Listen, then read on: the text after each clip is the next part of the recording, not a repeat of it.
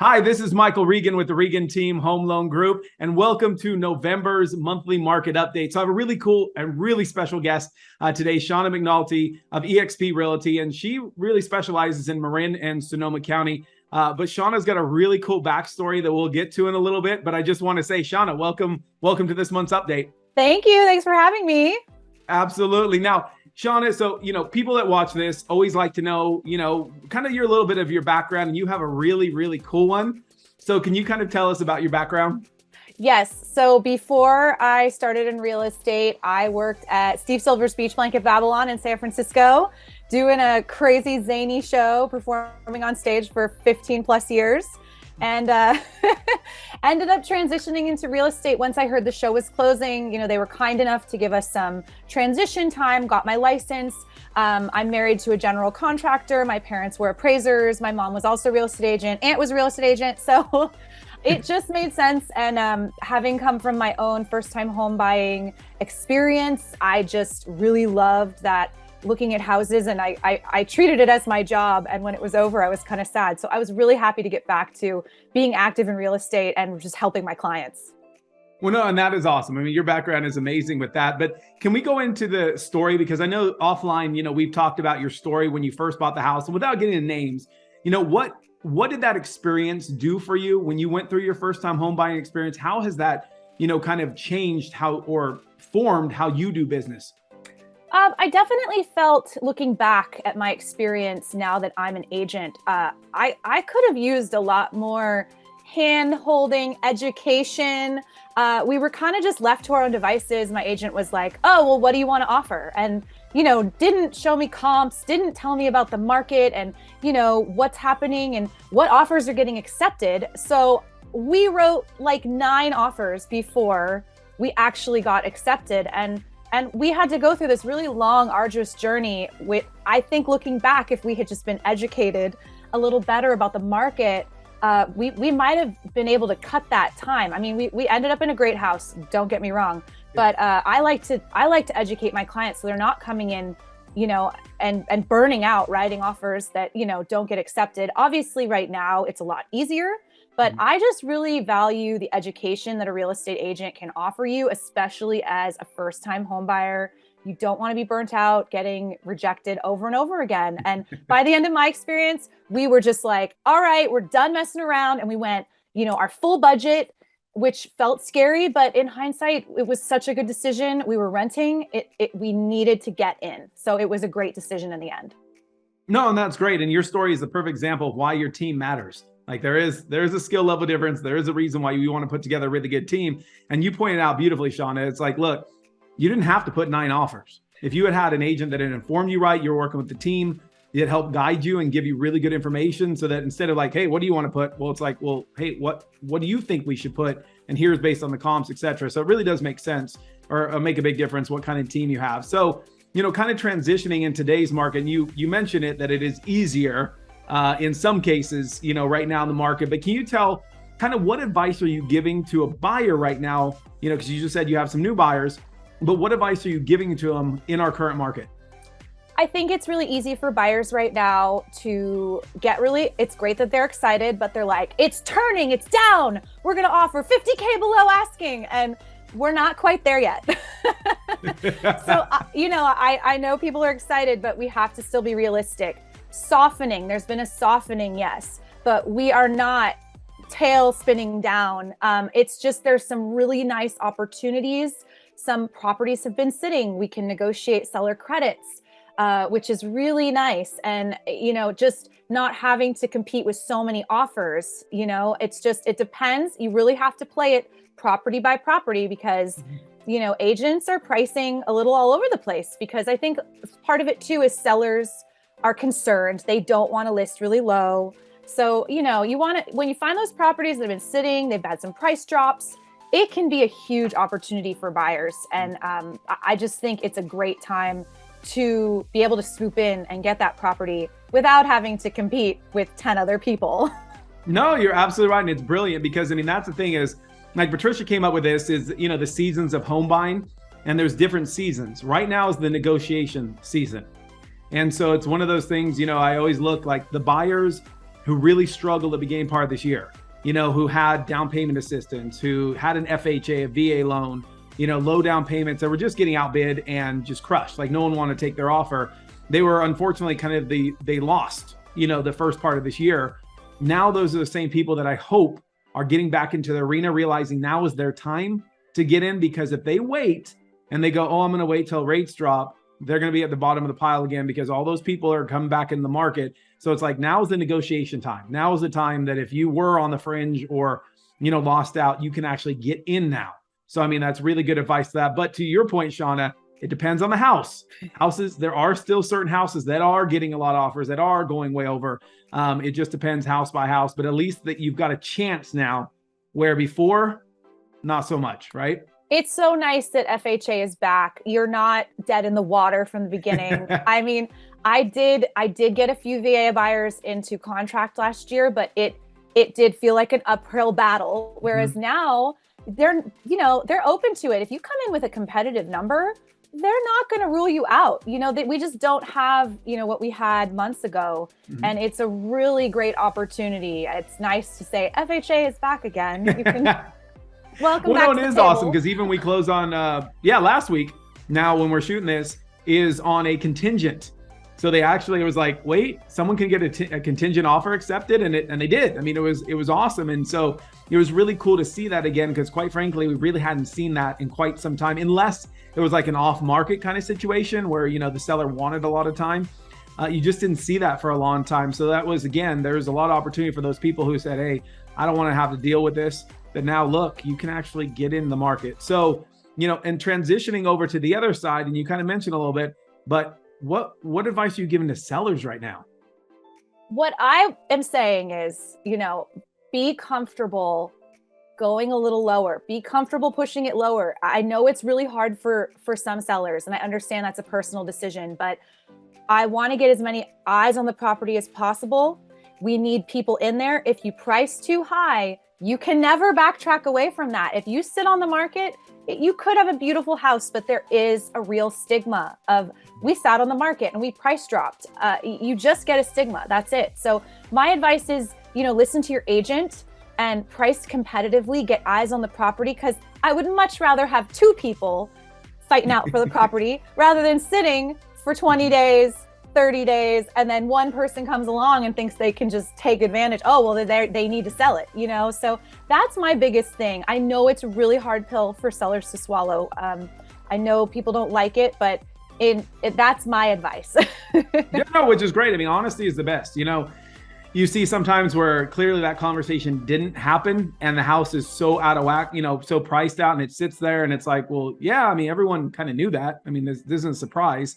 So it's good having those honest conversations. And, anyone watching this, that's who you want representing you. Someone who's going to have an honest conversation with you to get you to your goal, right? Like the goal isn't just to list your house, it's to sell it.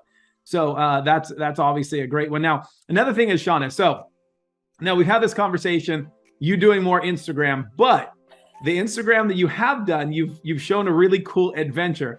Can you talk about what you've been doing personally that's really cool? And I think a lot of buyers are going to be interested in this, because you hear a lot about, getting some extra income to help you. Can you tell us about your little adventure you've been on? Yes. So we had a converted garage, and we decided to convert the conversion into an accessory dwelling unit. And they're very trendy right now. Everybody wants one. We have a housing crisis. The state has really plowed the way to make cities, have to cooperate with you. They can't say no as much anymore. It's way harder for your city to say, no, you can't do an ADU. So we jackhammered our floor up to add in our plumbing. We dug down 3 feet. It's a huge project, but it's chugging along. Like I said, my husband's a contractor, so my house gets put on the back burner a lot, but we'll get there. We're going to have a studio, a lovely studio. We have aging, parents, aging family members, but also we're really confident that we can rent that space out and get some positive cash flow. It'll cover our mortgage and then some. So why not? And I just think it's a great option. It's like I said, very trendy. There's a lot of Facebook groups, how to ADU. It's very interesting to watch, but we're in the midst of that project right now, and hopefully we'll be completed by the end of the year. Well, and so the cool thing is this, unlike a lot of other agents, when someone is looking at buying a house and has those questions about ADU, you're going through it right now. You've been through it. You know what the permitting process looks like. You know what the cost expectations are like. I mean, so anyone out there, listening to this and thinking of doing an ADU, Shawna's got the experience, right? She's actually doing this right now. I don't just preach DIY. I live DIY. Yes, actually, yeah. Don't you have a picture or something? Or you were telling me how you were digging your own ditches. I did. I got in the mud and dirt and I helped dig it out because it's so expensive. Inflation, labor, and just getting people. It's really hard to get people. So, we just decided we have to save money with the price of everything nowadays, and we did it. No, which is so cool. And so, kind of transitioning over for that, a lot of people are looking at trendiness, but in terms of the market, right? So there's a lot of, well, I mean, we're near Halloween, but a lot of fear, right, in the market right now. And you see some sides, because there's recency bias, right? The last time we had a recession and things got kind of scary, it was because the housing market crashed, really the economy, and prices plummeted. And so people think that's going to happen again. So kind of what advice and what are you telling your buyers right now about what you see happening with the market, and especially not just right now, but going forward for the next couple months? Well, one thing that I think we've talked about before about now versus, 2008, 2009, to get a loan is so difficult. Yes. They are scrutinizing you. I mean, my great aunt refinanced and she called me, why do they need all this? This is crazy.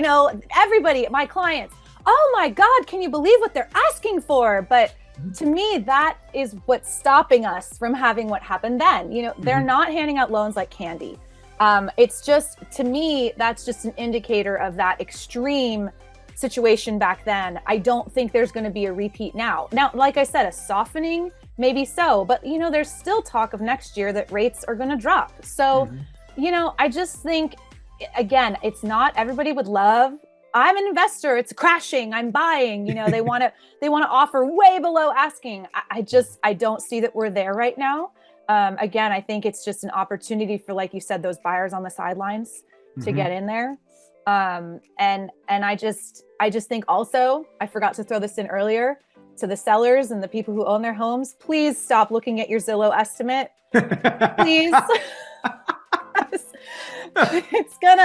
It's not helpful.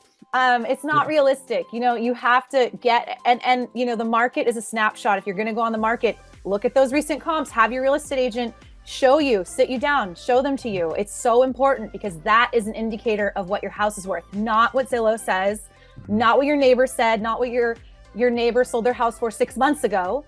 It's the snapshot of right now. So I think we just have to be kind of nimble. We have to keep doing our very immediate research on things to keep smart in this market.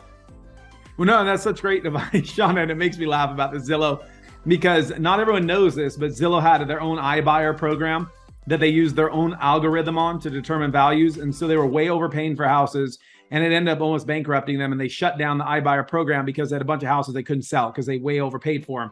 And so it's like their own algorithm almost did them in. So don't listen to them. Exactly. Listen to your local agent. Listen to Shawna, who's actually going to do the research and tell you, here's actually what your house is worth. Zillow can't go into your house. So therefore they cannot comp your house. That's it. Absolutely. And real estate is so local. I mean, literally from one street to the next, there could be a huge desirability difference that it majorly impacts the price, but Zillow doesn't know that. They don't know the neighborhoods, anything like that. And so that's why it really is like, I mean, again, it just made me laugh that, Zillow thought they knew everything and they ended up almost bankrupting themselves when they had to shut down their iBuyer division because their algorithm was so horrible. So that's a great thing for that. Now, in terms of, so we talked about buyers, the opportunity, right? So then conversely, a seller could go, well, hey, if you're saying in the next couple of months, it's softening right now, but maybe it gets better. Should I list my house now? Or should I wait for the rates to go down because a ton of buyers are going to come out? What kind of conversation you have with the sellers that might have that kind of opinion right now? I think ultimately in the situation of a seller getting out, I mean, unless you're, retired and you're just waiting to make that move somewhere else out of state, most people I'm working with, they have a time frame. They got a job, and so we don't have the luxury of kind of waiting. I do think if you can wait, I think we always have more buyers like in the spring. It's just a time when they all come out. It's just, going at the holidays can be tough. I always get nervous listing around the holidays. We have to juggle around when to put it on the market, around Thanksgiving, around Christmas. It can be tough. That's not to be said that you can't get a good buyer. If you have to, don't be afraid, put it on. But if you have the luxury of waiting, sometimes it can be good to kind of wait until that springtime when there's just more buyers around. That's kind of, it really is a client by client situation. Totally. And the kind of thing that's been interesting the last couple of years that I've noticed is January has been an interesting month in terms of, I agree with you on the holidays, but it's interesting in January. I've seen some homes go on the market and they sell for nearly the highest price all year because there's no inventory. But buyers, especially smart ones, are starting to go, okay, we want to get in early before the spring market so we don't have to compete with 20 offers. And I've seen some bid ups that have been insane in January of all things. So, it's one of those things as a seller, don't, put down that I have to wait till March. There might be another opportunity, before that, just because there's such limited inventory on the market that your house might be that one amazing one that gets a ton of offers because, there might be only, 10 buyers out there. But if you have that right house, it's priced right, I mean, they may want it. So it depends on your city too, like even city to city. Like right now I'm seeing, in my town, Novato, there's a lot on the market. Like there's some stuff to choose from, but you go a little bit south, you go a little bit north, it's not so much. So, and we do have an inventory problem, we really do. And it's not going away anytime soon. So You're absolutely right. No, you're absolutely right. So, as we close out, is there any advice or anything else you'd like to let people know about this current market or the opportunities right now that maybe we didn't already discuss? I see a lot of contention on my real estate pages on Facebook, agents arguing about, everybody wants to throw out that date the rate, marry the house. And everybody has an opinion like we shouldn't be saying that. No, we should be saying that. My opinion on it is this. When you work with a great lender, you go through the underwriting process, you're going to know what your monthly payment is. You're going to know what it all is. You're going to qualify based on your income. If you feel comfortable with that payment, don't worry about the rate. It's about the payment. Are you comfortable with it? The rates will change. You can refinance. There's a lot of, I know, there's a lot of opportunities out there for buy downs and all this other stuff, creative things that are going on right now to save you that. I wouldn't focus so much on that. Look at your payment. And if you're renting, compare it to your rent because your rent's going out the door. I mean, in my opinion, it's a no-brainer, but it's look at that payment. Are you comfortable with it? I think we get really attached. We're all freaking out about these rates. It's all rate all the time. But, I bought at a higher rate when I bought my house and we refinanced, so I think it is an ever-changing thing. Not to say you should buy a house you can't afford, but just know what your monthly payment is and be comfortable with that. Talk to your lender, have a great lender, a team that educates you on what your monthly payment's going to be. No, and that's an awesome advice. I mean, that's really what it is. It's like, look, and yes, I can't stand that saying, but it's one of those everybody, things that, it's polarizing. Everybody. It sounds so cheesy and sleazy. I mean, quite frankly, I know. Yeah, I just can't do it. But the concept is there. It's one of those things that, look, how many homeowners do you know that bought in the last 5 or 6 years that said, you know what? I want to give back all my equity and I want to go back to renting. None. No one. And the thing is that this isn't getting any better. Like we're not throwing up homes so quickly. Population's not decreasing. Like, I mean, we so underbuilt the last decade that it's like, this problem is just going to get worse in terms of pricing is going to go up. That's just what simple, economics. And so it's like, look, you have a time to get in. Don't worry about the rate. If you can afford the house, just focus on that. And guess what? If they get better, great, rewrite your home loan. But if they don't, the whole point is by you waiting, rents. I mean, I just know in Sonoma County, rents are up 14% year over year. It's like you could lock in your rent forever, right? And if rates go down, great. Then you rewrite it. You actually, how many landlords want to go, hey, you know what? I just want to give you $500 off your rent for the rest of your term. No one. but yet you can do that when you own a home. So it's just one of those things that there's an amazing opportunity right now. So I just, anyone, looking at this and going, oh, it's November, it's December, the Christmas season or the holiday season, whatever, it is to you. And don't miss out. Don't think, hey, we should wait until the spring, because as a buyer, how many other buyers are thinking the exact same thing? It's like, no, go in when there's less people in the market, because this is your opportunity right now. So absolutely. Well said, Absolutely. And, to those people who are scared by the rates, it's sidelined a bunch of people. And again, opportunity, Yes. No, you're absolutely right. So I really appreciate you joining me for this month's update, Shawna. It was a pleasure. And we love your story, and not only your story of how you got into real estate, but then also you actually are living, building your own ADU. Your advice and your expertise are going to be so critical to so many people who are looking to do the same thing. And instead of working with someone who doesn't know what the heck they're talking about, actually working with someone who's done it is going to be a real benefit to them. So just want to say that. And again, just thank you so much for joining me this month. Thanks for having me. All right. You have a great one, Shawna. You too. Thanks.